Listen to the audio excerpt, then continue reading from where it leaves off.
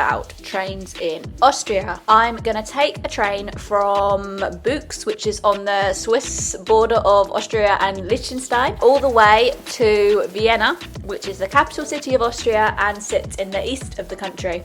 I'm gonna compare the trains to Swiss trains, and I'll end by showing you some of Vienna.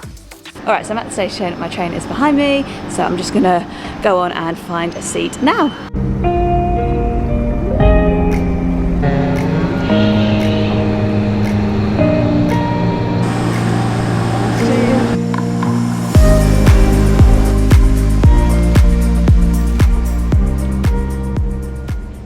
I'm in the quiet zone, so I've got to be quiet. But I think I have found some seats without reservations, so I don't seem to have a reservation. I think maybe because I booked on Trainline. But I have found some seats without reservations, so hopefully I won't get kicked out of these.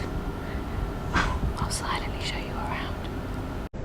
So it was a nice spacious carriage with a 2x2 configuration.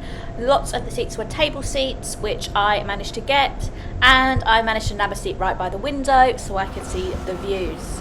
The airline style seats had a table on the back of the seat in front of them and a pocket so they could store things, and every seat had its own plug.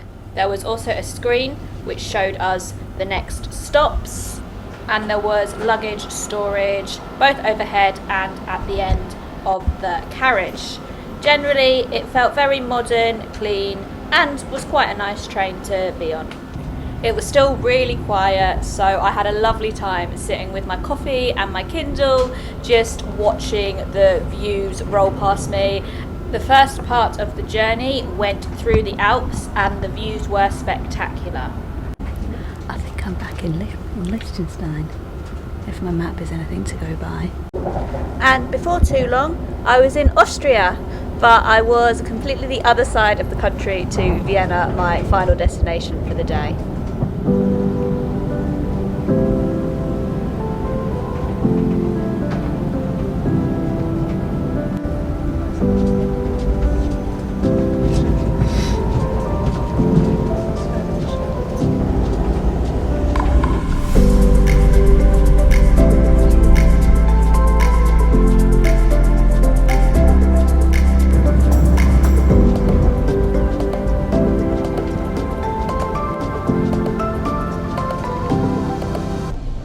As we pulled into Innsbruck, I decided to try out the on-train Wi-Fi, and I was really pleasantly surprised. It wasn't high speed, but it was enough for me to pretty much do everything I needed to do for work, which is much better than pretty much all of the trains in England.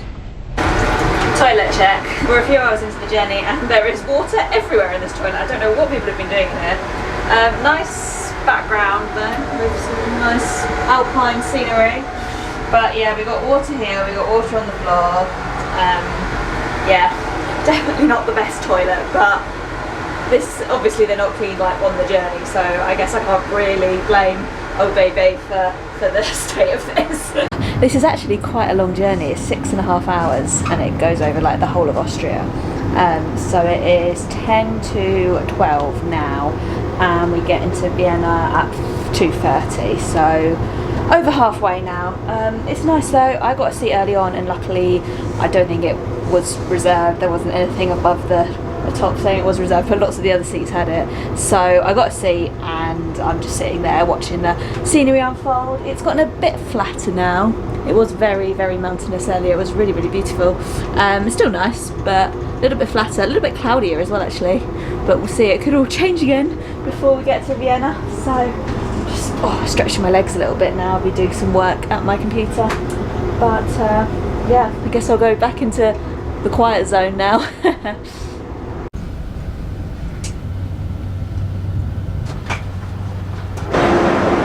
Alright, I've arrived in Vienna. I've got 9 hours until my next train. It's midnight tonight. I did book a walking tour for 7 PM to 9 PM. It's like an evening walking tour. So I'm going to grab dinner before that. But the restaurant that I'm looking at is not a traditional Austrian restaurant, it's a Vietnamese restaurant. But that doesn't open until 5. So I think I'll go there, get an early dinner at 5 and then do this walking tour. And then I do want to find the Viennese chocolate cake. thought that's something local that I could do. I'm not the biggest fan of like Central European food, but a chocolate cake I could definitely do. But first things first, find somewhere to leave my bag, fill up my water bottle and find the toilet. All essentials when you arrive in a new city. Alright, so this is a really good tip if you're getting to European stations and you've got like a layover like I'm doing, or you get there really early and you can't check in. There are left luggage lockers at most main European stations. They're not very common in the UK, but they are very common sort of on the continent, so I was pretty sure that Vienna would have these. So I just looked for a little icon which had a suitcase and a key, just looked out for that, found it, and then it's taken me to here. So I'm just going to leave my rucksack here. Alright, my bags are in the lockers and they can be stored there for up to 24 hours, which is great. Basically a bit confusing. Basically you have to put your bag in the locker, close it, and then you go to the panel where you pay, and it just goes by the last one that was closed, so it sees that and then it knows that you're paying for that locker, and then you get a ticket which you then scan the ticket when you come back and the locker opens. It was only €2 for up to 24 hours, which is pretty good actually. So I can leave that there till my train to Stuttgart tonight, and I feel a lot lighter walking around, so that's good. One top tip if you are travelling by train in Europe is to make sure you do have some euros or some local currency if you're not in the Eurozone, because those lockers did need cash, and on the lockers in Switzerland, which I didn't use but I had a look at them, they also needed cash. Also the lockers in Switzerland were 7 francs, which is about €6, so these ones are very much cheaper. Just a quick interlude with another money saving tip for when you're travelling abroad. So when you're travelling, don't forget travel insurance. This is vital if you need healthcare or have any issues with luggage or trip alterations when you're abroad. Paying a small amount of travel insurance can save you thousands of pounds, euros or dollars. I always use Safety Wing Nomad insurance. When I'm travelling for months at a time, I have it set up on a monthly plan, but on this trip I just bought insurance for a week. Both work really well.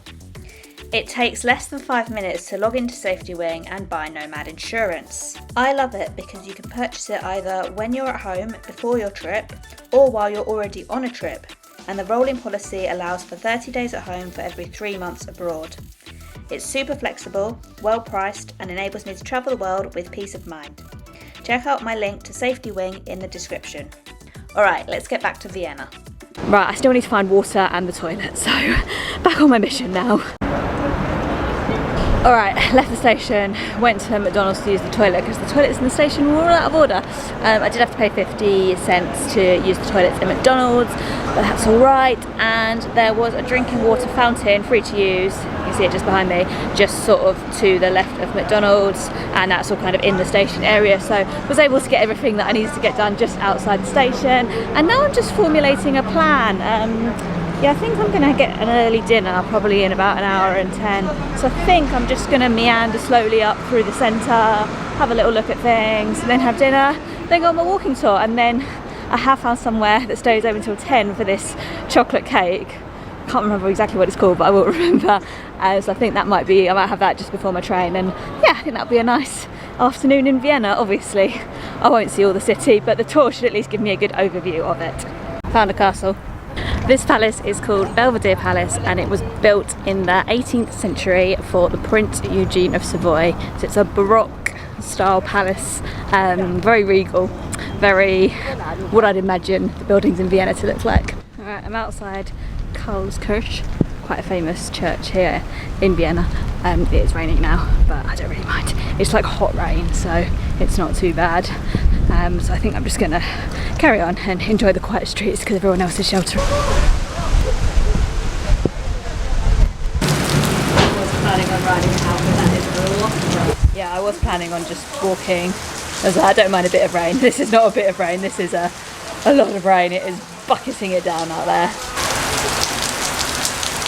That rain was absolutely crazy. It was bucketing it down. I did eventually brave it, but I still had like a 20-minute walk to get to the Vietnamese restaurant I was planning on going to. Then I saw another Vietnamese restaurant on the map, so I went there and it was good. It was technically pho chai, which is the vegetarian pho they do, but it wasn't quite fir flavour. I've eaten a lot of fir in my life, it's my favourite food, but it was still good. It was nice to have a warming bowl of soup when I was very damp from all the rain.